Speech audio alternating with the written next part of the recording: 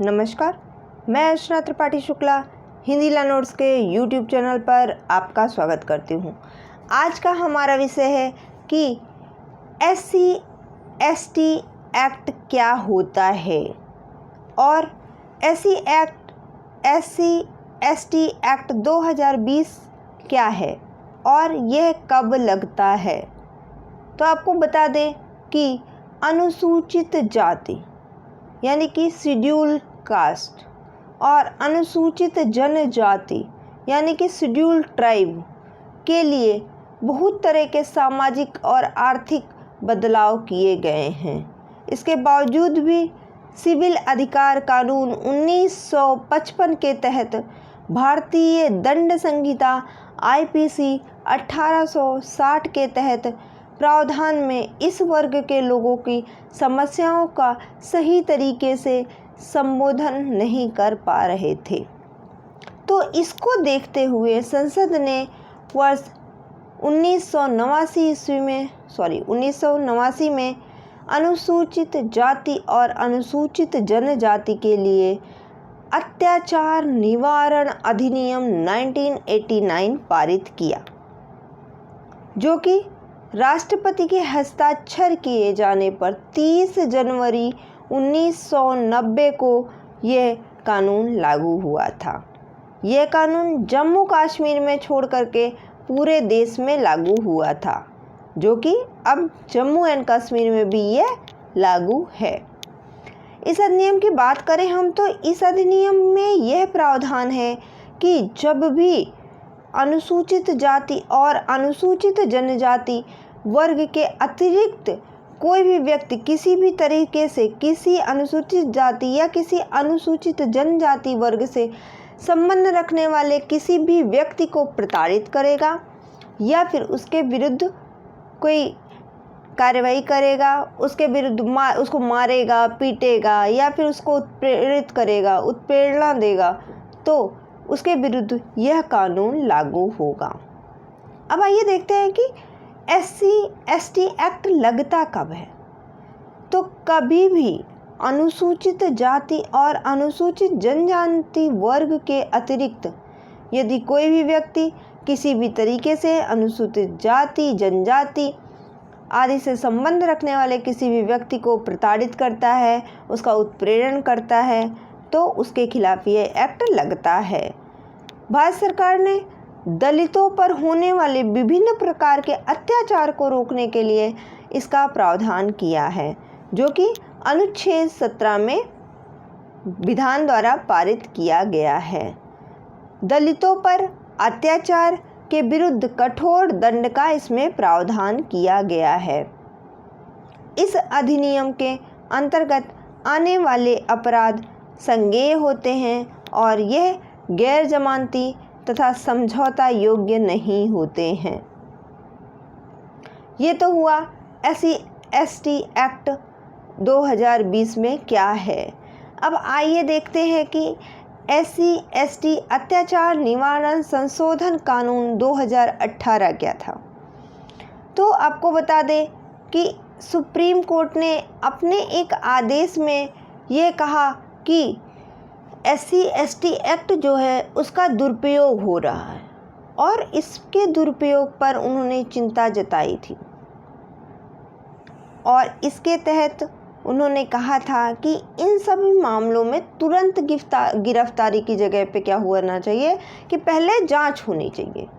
क्यों? क्योंकि पहले कोई भी व्यक्ति आता था और दूसरे व्यक्ति पे अगर वो SC/ST है तो दूसरे व्यक्ति पर वो SC/ST एक्ट लगा देता था कि भाई उसने मुझे प्रताड़ित किया। इसका दुरुपयोग होने लगा और बिना फालतू में बेवजह लोगों को गिरफ्तार किया जाने लगा, उनको उसके खिलाफ दंड देने लगे। तो सुप्रीम कोर्ट ने इस एक्ट का दुरुपयोग होने पर चिंता जताई और उन्होंने ये कहा कि पहले जांच कराई जाए इसकी। उस समय जस्टिस AK गोयल थे और UU ललित जी थे। तो उनकी एक बेंच बैठी और उन्होंने ये कहा कि 7 दिन के भीतर पहले शुरुआती जांच होनी चाहिए, 7 दिन के भीतर वह जांच पूरी हो जानी चाहिए। उसके बाद निर्णय लिया जाएगा कि SC/ST एक्ट लगेगा या नहीं लगेगा इस पर। जो भी केस है उस पर SC/ST एक्ट लगेगा या फिर SC/ST एक्ट नहीं लगेगा। तो इससे पहले सुप्रीम कोर्ट ने क्या निर्णय दिया था वह देख लेते हैं।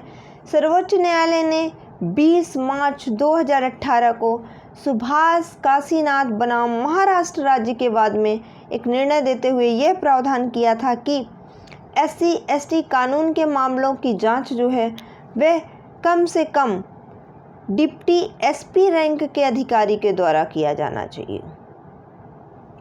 पहले यह कार्य कौन करता था? पहले यह कार्य इंस्पेक्टर रैंक के अधिकारी करते थे, परंतु अब कौन करेगा? तो अब यह कार्य डिप्टी SP रैंक का अधिकारी कोई करेगा। यदि किसी आम आदमी पर SC/ST एक्ट अगर लागू हो रहा है, उसके खिलाफ केस दर्ज हो रहा है, तो उसकी भी गिरफ्तारी तुरंत नहीं होगी। पहले क्या होता था? उसकी गिरफ्तारी तुरंत हो जाती थी, बल्कि इसके लिए ज़िले के जो SP हैं या फिर जो SSP हैं उनसे पहले अनुमति लेनी होगी, फिर बाद में उस व्यक्ति को गिरफ्तार किया जाएगा। दूसरी बात उन्होंने क्या कही कि किसी व्यक्ति पर केस दर्ज होने के बाद अब उसको अग्रिम जमानत भी दे दी जा सकेगी, और अग्रिम जमानत देने या ना देने का जो अधिकार है वह दंड अधिकारी के पास होगा। अभी तक क्या होता था कि अग्रिम जमानत ही मिलती थी, और अगर SC/ST एक्ट लग गया तो जमानत के लिए उच्च न्यायालय के पास जाना पड़ता था। उच्च न्यायालय के द्वारा ही केवल जमानत हो सकती थी, परंतु अब ऐसा नहीं है। अब SC/ST एक्ट लागू होने के बाद भी जमानत मिल जाती है। तीसरा पॉइंट हम देखते हैं कि क्या है कि किसी भी सरकारी कर्मचारी और अधिकारी पर यदि केस दर्ज हो रहा है तो उसके केस दर्ज होने पर उसकी गिरफ्तारी अब तुरंत नहीं होगी, बल्कि उस सरकारी अधिकारी के उस विभाग से पहले गिरफ्तारी के लिए अनुमति लेना होगा। यदि वह विभाग अनुमति देता है तो ही जाके गिरफ्तारी हो जाएगी। अब क्या है, न्यायालय ने स्पष्ट कर दिया कि जांच पूर्ण समय पर हो जानी चाहिए। जब जांच जो है वह 7 दिन जो निर्धारित किया गया था, 7 दिन के अंदर में जांच को पूरी हो जानी चाहिए, और यदि इन 7 दिनों में जांच पूरी नहीं होती है तो पुलिस पर अनुशासन और न्यायालय की अवमानना का केस दर्ज हो जाएगा और उसके खिलाफ कार्रवाई की जाएगी। अब फिर क्या हुआ कि जस्टिस L नागेश्वर राव ने इसकी अगुवाई की, और एक पीठ ने कहा, इनकी बेंच ने कहा कि SC/ST एक्ट के तहत कोई भी अपराध सिर्फ इसलिए स्वीकार नहीं कर लिया जाएगा कि शिकायतकर्ता जो है वह अनुसूचित जाति का है या फिर अनुसूचित जनजाति का है, बल्कि उसके लिए जब तक यह साबित नहीं हो जाता है कि आरोपी ने सोच समझकर शिकायतकर्ता का उत्पीड़न उसकी जाति के कारण ही हुआ है, तब तक वह केस दर्ज नहीं होगा। अब आइए देख लेते हैं कि जो हरिजन एक्ट है उसकी सहायता राशि क्या है। तो अनुसूचित जाति जनजाति अत्याचार निवारण एक्ट 1989 के अनुसार यदि किसी की उत्पीड़न होता है, अनुसूचित जाति जनजाति के जो विभिन्न व्यक्ति हैं अगर उनका उत्पीड़न होता है तो उनको आर्थिक सहायता के रूप में, विभिन्न चरण के रूप में आर्थिक सहायता देने का प्रावधान है। अगर FIR की जा रही है तो उसके प्रथम चरण में लाभार्थी को आर्थिक सहायता प्रदान की जाएगी। अगर व्यक्ति उत्पीड़ित हुआ तो उसको 40,000 रुपये और या अन्य अपराध सिद्ध होने पर 50,000 रुपये तक आर्थिक सहायता दिए जाने का प्रावधान किया गया है। तो आज के वीडियो में बस इतना ही। अगर आपको हमारी वीडियो पसंद आई हो तो प्लीज़ लाइक करें, शेयर करें, सब्सक्राइब करें तथा बेल आइकन दबाना ना भूलें, जिससे कि हमारी वीडियो आपको लगातार मिलती रहे। धन्यवाद।